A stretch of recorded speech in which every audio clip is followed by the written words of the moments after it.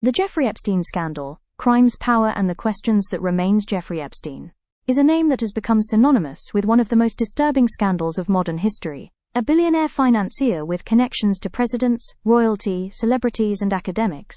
Yet behind the wealth and influence was a long-running pattern of sexual abuse, exploitation of minors, and systemic failure by institutions meant to protect victims. This is not a conspiracy story. This is the documented story of Jeffrey Epstein. The crimes he committed, how he avoided justice for years, and why his case exposed deep flaws in power, privilege, and accountability. Jeffrey Epstein was born in 1953 in Brooklyn, New York. He worked briefly as a teacher before entering finance, eventually managing money for extremely wealthy individuals.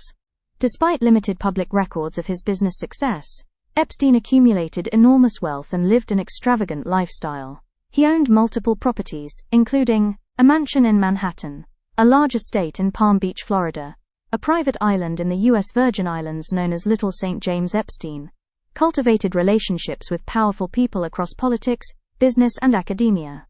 These connections later became a major reason his crimes drew global attention. The crimes: sexual abuse and trafficking.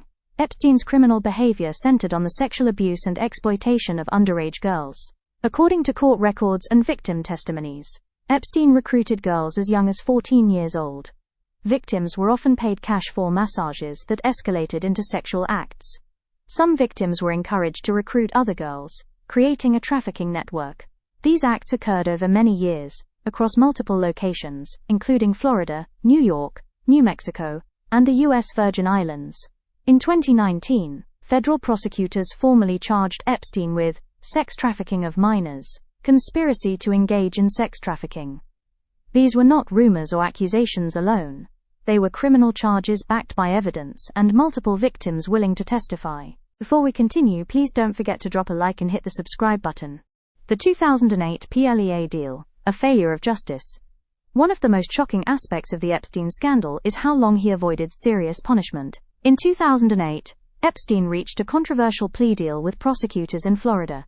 He pleaded guilty to a single state charge, served 13 months in jail, with work release privileges, avoided federal prosecution entirely at the time. Crucially, many victims were never informed of the plea deal.